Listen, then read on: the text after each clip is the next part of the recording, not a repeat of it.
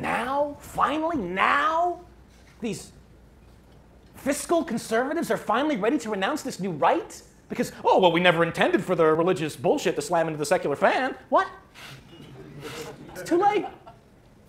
The Republicans who don't think rock and roll is the devil's music, but who let the ones who do take over the party by banning dancing? No. Unacceptable. Socially liberal, but voting politically conservative? No. Wrong vote. Because a little fundamentalism in the Ronald Reagan 80s, you know, just a little fundamentalism to help us win an election, a wink and a promise. No. A little fundamentalism in the 80s grows up, just like we warned them it would. The Supreme Court just upheld a limit on abortion. First one since Roe v. Wade, 5-4. We're here. Started with a little fundamentalism in the 80s, and it grows up. Just like that snake from Genesis in the Garden of Eden.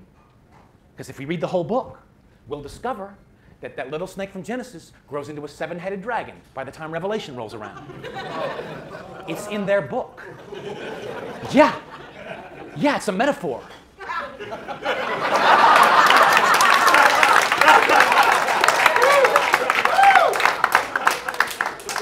And I think metaphors are hard for these people. After all, the book of Genesis is a metaphor. Only an intractable, brainwashed, simple-minded, religious fanatic pinhead could possibly look at the mountains of scientific and physical evidence, from physics to carbon dating, clearly using parts of their brain somebody else's God must have been responsible for, and conclude that, yeah, Jehovah waved his magic wand and poof, created everything in 6 days, made woman from the rib of man, and how insulting is that? Made woman from the rib of man. That's the fucking end right there. Eve ate from the tree of knowledge. Why deny that part of the metaphor? The audacity of this female wants to know something. Lot's wife is too curious. Oh, look, curiosity, a trait common among the intelligent. Oh.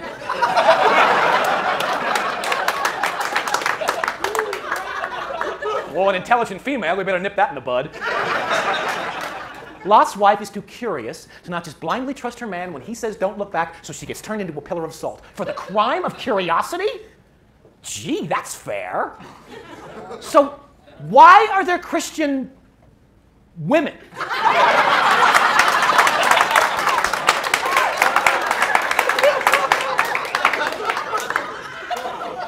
It's like Log Cabin or Black Republicans. Knock it off! You know, there's a museum, and you know, sometimes when you say something and it sounds so stupid coming out of your mouth, the hope is that people will hear it and go, God, that sounds really stupid. And then maybe it'll not happen or not be or something. That's my hope. There's a museum in this country that depicts Adam and Eve, Cain and Abel, already stupid right there, playing with dinosaurs. Humans and dinosaurs frolicking together. A museum in this country. 3 of the 10 Republican presidential candidates, presumably educated men, and of course men, I did say they were Republican candidates.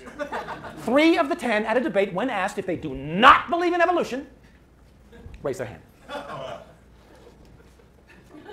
That's got to be a deal breaker right there. American citizen, at least 35 years old, fully evolved brain. That's got to be the minimum. No, it's a bonus if you can spell potato.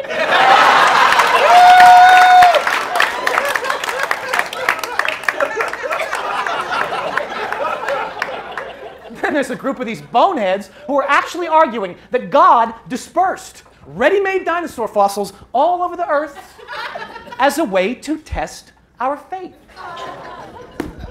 Where does it say that? Another group, I guess a splinter group off that first group, we didn't want to seem, you know, crazy, argue that no, dinosaurs are simply a scientific hoax. What?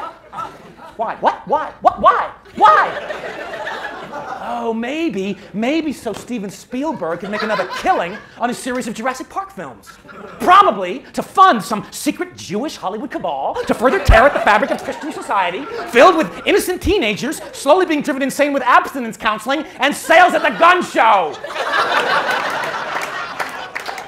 Jesus Christ, I look at these magazine ads with cool surfer dudes going like, when I surf, I have to make quick decisions, so I never smoke pot.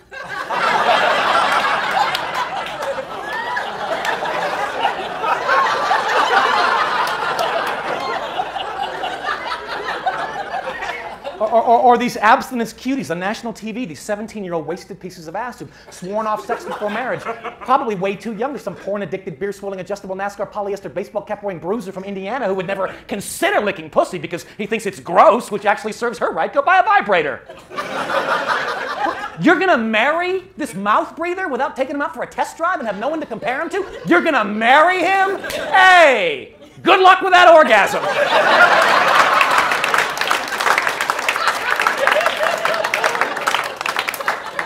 And for now, she's lobbying other people to live the way she does. I mean, God bless her, but isn't that the problem? They expect you to take sex advice from virgins. They want you to boycott movies they never, ever, ever, ever bother to watch. Our pot smoking advice is supposed to come from a teenage surfer who's never smoked pot? Well, I got a message for that clown. I've surfed. I've smoked pot. I've surfed stone. Motherfucker don't know what he's missing.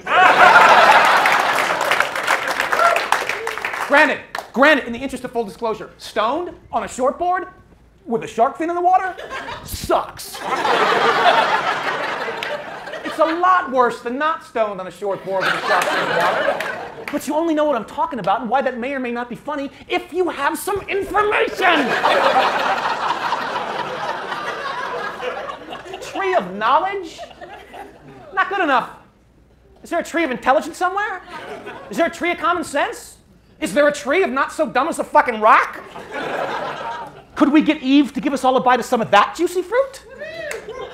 I mean, remember when magazine or anti-drug ads were about the dangers of heroin, cocaine, and sniffing glue? Now, except for the occasional anti-steroid or crystal meth warning, it's almost exclusively anti-pot. Yeah, we know why.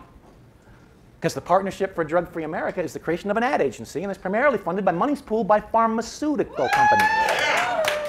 And federal grants bestowed by politicians who have received campaign contributions from pharmaceutical companies, who no longer look at marijuana as this scourge on America's youth, and more as the most dangerous threat, as their major competitor, to their bottom line. So along with oil and insurance companies, the third member of the real axis of evil, pharmaceutical companies, run these ads because they have to know that almost nobody would ever need Valium, Prozac, lithium, Wellbutrin, Viagra, Zoloft, mood enhancers, nausea medication, appetite stimulants, or calm down pills if weed was legal.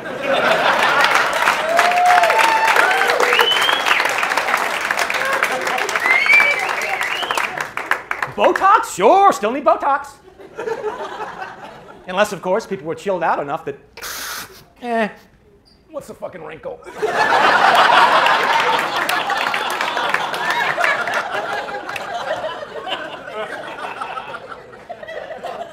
So we get fake surfers lying about pot.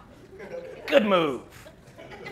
I mean, leave it to these pharmaceutical companies to hire the world's worst ad agency. I mean, a surfer telling us not to smoke pot? A surfer? What, there were no snowboarders available? These people are the point of the spear of marijuana users. Surfers? It's like drafting Paris Hilton to advocate abstinence. Or Dick Cheney to lecture on hunting safety. It's like asking rats to badmouth cheese. It's like showing up at your anger management course and discovering your teacher is OJ. Tree of knowledge? Oh, God bless her. Eve may have picked the apple, but clearly it wasn't ripe. You know that 50% of the people in this country literally believe in Armageddon.